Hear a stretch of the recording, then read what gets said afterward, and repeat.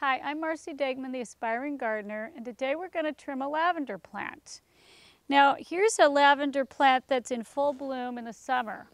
So you don't want to do a lot of drastic pruning in the summer, but you do want to think about pruning each time you clip a lavender flower.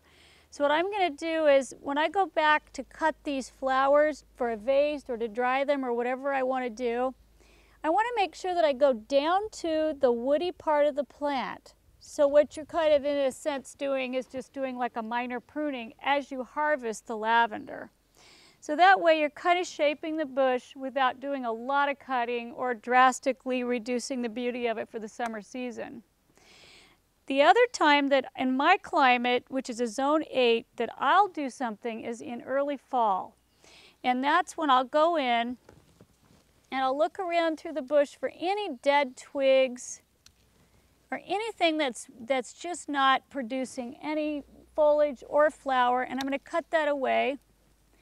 And while I do that, I'm going to be wary of the shape. And generally most lavenders are better kept in a rounded to squared shape. You don't want to make them really uneven and odd. So you don't want them to be like a hedge, but you do kind of want to keep that hedge-like shape to a lavender plant.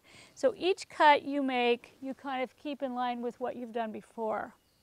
Now the thing to remember about trimming lavender in a cooler climate where it freezes in the winter and it's wet is that if you cut too late into the fall, say past October, early winter, you're going to put the plant into a vulnerable state for rot, for fungal diseases, and for dieback.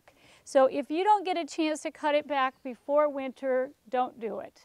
Wait till late spring when everything's warmed up, and then before it starts to get its new growth, you can go in then and do some shaping, because lavenders don't come out till later in the season.